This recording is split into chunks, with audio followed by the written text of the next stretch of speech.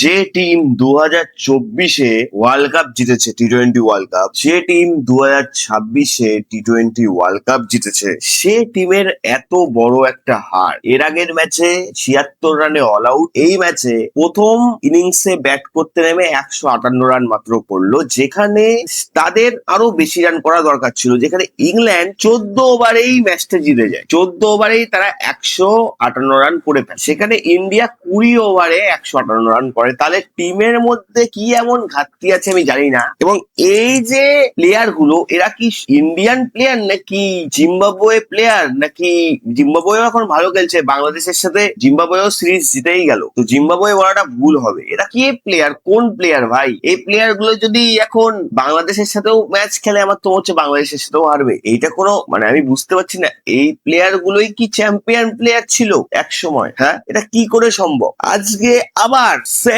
বৈভব সূর্যবংশী আবার জোফরা আর্চারের বলে আউট গেল, সেম বার আবার একটা শর্ট বল দিল, বৈভব সূর্যবংশী শর্ট বলে মারতে চাইল 6, উঠে গেল ক্যাচ, ব্যাস। অভিষেক শর্মা প্রতিদিন কি আর খেলতে পারে? আজকে পারলো না, আজকে আদিল রাশিদের বলে 6 মারতে গিয়ে আউট গেল। মানে প্রথম দুটো ব্যাটসম্যান 6 মারতে গিয়ে আউট গেল নিজের দোষে। এখানে কিন্তু বলারদের ক্রেডিট আছে মোটামুটি, কিন্তু 70% ক্রেডিট হচ্ছে নিজের দোষে।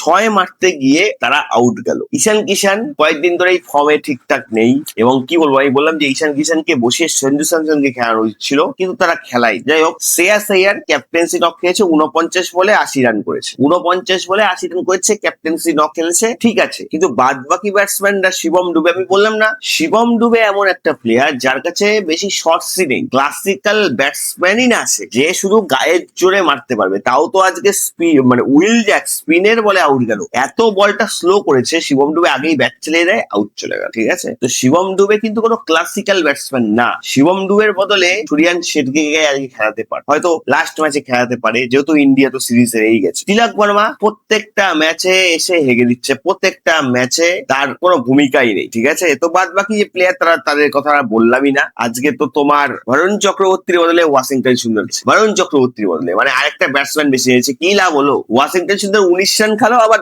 ব্যাট করতে নেমে এসে হেগে দিল। বরুণ চক্রবর্তী তাও একটু ভালো বল করতো। হ্যাঁ, মানে মানে কি চয়েস গৌতম গম্ভীরের, কি চয়েস শ্রেয়াস আইয়ারের, টিম সিলেকশন করতে জানে না।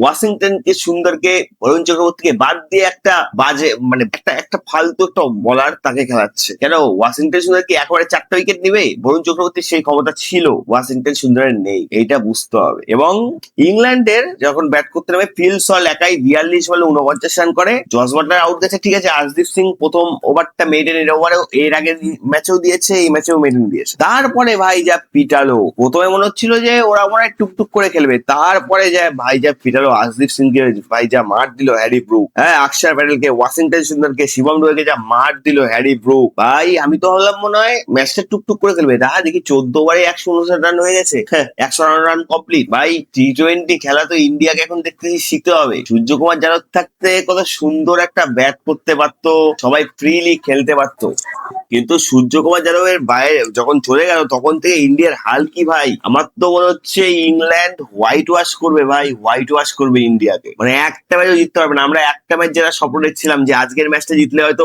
ইন্ডিয়া সিরিজটা বাঁচাবে, কিন্তু ভাই এখানে যা দেখছি, এখানে তো গল্প আলাদাই। এখানে হোয়াইট ওয়াশ করার প্ল্যান চলছে ইংল্যান্ডে। হ্যাঁ, ইন্ডিয়া কি খেলছে? বৈভব সূর্যবংশী, অভিষেক শর্মা একটা ভালো প্লেয়ার, বৈভব সূর্যবংশী ভালো প্লেয়ার, কিন্তু ওই যে 2024 সালে রোহিত শর্মা যে যখন ওপেনিং করেছিল, রোহিত শর্মা এবং বিরাট কোহলি, সেরকম প্লেয়ার না। রোহিত শর্মা যেমন হারিটার ব্যাটসম্যান, কিন্তু জানে যে আমাকে কখন কোন শট মারতে হবে এবং কখন দেখে খেলতে হবে, কিন্তু বৈভব সূর্যবংশী সেটা মানে বুঝতেই পারছে না কিছুতে। এবং জানি না তাকে কে বোঝাবে যে সব বলে 6 হয় না। আমি এর আগেও বলেছি সব বলে 6 মারা যায় না, বৈভব সূর্যবংশীকে এটা কে বোঝাবে আমি সত্যিই জানি না। এবং সবাই নিজের দোষে 6 মারতে গিয়ে আউট গেছে, সেটা তুমি শিবম ডুবে বলো, অভিষেক শর্মা বলো, বৈভব সূর্যবংশী বলো, ঈশান কিষান বলো, 6 মারতে গিয়ে আউট গেছে। হ্যাঁ, মানে কি বলবো আর, মানে এইটা দেখে এখন মনে হচ্ছে যে এই ইন্ডিয়া টিম আমার তো মনে হয় না আর টি-20 কোনো ম্যাচে জিততে পারবে। কি হলো, বলারের ভূমিকা কি? বলারদের পিটিয়ে তো ছাতু করে দিল। প্রসিদ্ধ কৃষ্ণাকে আজকে নামিয়েছে, যাই হোক, প্রসিদ্ধ কৃষ্ণা 3 ওভারে 26 রান দিয়েছে, মোটামুটি কয়েকটা বল ভালো করেছে। প্রিন্স যাদব কি খেললো, অক্ষর প্যাটেল 2 ওভারে 24 রান। ওয়াশিংটন সুন্দরের কথা আমি ছেড়েই দিলাম, 1 ওভারে 19 রান খেয়েছে, আর শিবম ডুবে 1 ওভারে 15 রান। এরা বলার, শিবম ডুবেকে তুমি বল করতে নেওয়ায় তুমি ওকে দিয়ে উইকেট তুলাবা, তারপর ইংল্যান্ডের মাটিতে সম্ভব না, ওরা সহজ না। অক্ষর অক্ষয় প্যাটেল ওয়াশিংটন ইংল্যান্ডের মাটিতে উইকেট তুলবে টি-20-তে।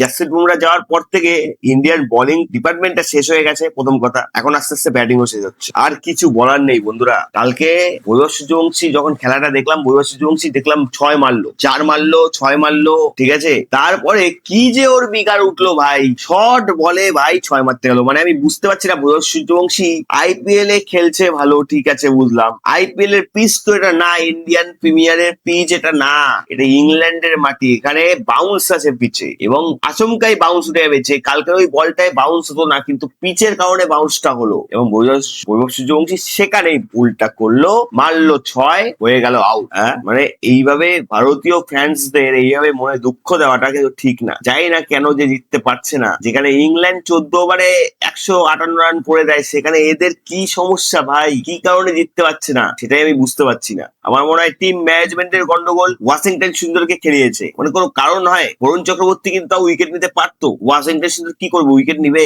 না তোমার 50 রান করবে? হ্যাঁ, মানে সত্যি এই কোচকে অবিলম্বে বাদ দেওয়া উচিত। আমি শুনেছি জিম্বাবুয়ের বিরুদ্ধে যখন খেলা আছে 23শে জুলাইতে, তখন মনে হয় ভিভিএস লাক্কান মানে করবে কোচিং এর স্টাফ, ও হয়তো কোচিং হেড কোচ হবে, তাও তখন দেখা যাবে। এই কোচকে বাদ দেওয়া উচিত এবং ক্যাপ্টেনকে আরো কয়েকটা ইনিংস খেলে ক্যাপ্টেন্সি কে বাদ দেওয়া উচিত এবং এর ক্যাপ্টেন্সি একদম ভালো না। এবং সূর্যকুমার যাদবকে আবার আনা দরকার, কারণ সূর্যকুমার যাদব যেভাবে ক্যাপ্টেন্সি, যার রেকর্ড, তার রেকর্ড দেখে তাকে বাদ দেওয়া কেন হলো? তার রেকর্ডটা তো ভালো, তাকে বাদ দেওয়া হলো কেন? এইটা হচ্ছে বড় প্রশ্ন। যাই হোক, তোমাদের কি মনে হয় যে ইন্ডিয়া কি হোয়াইট ওয়াশ হবে, মানে 4টা ম্যাচই কি হারবে নাকি লাস্টের ম্যাচটা ইন্ডিয়া জিতবে? দেখা গেল জিম্বাবুয়ের বিরুদ্ধে 23 জুলাই খেলা আছে, ওখানেও ইন্ডিয়া হেরে গেল, বলা যায় না। এখন ভরসা নেই ইন্ডিয়া দলের যা খেলছে। যাই হোক, তোমাদের মতামত অবশ্যই কমেন্ট বক্সে কমেন্ট করে জানিও।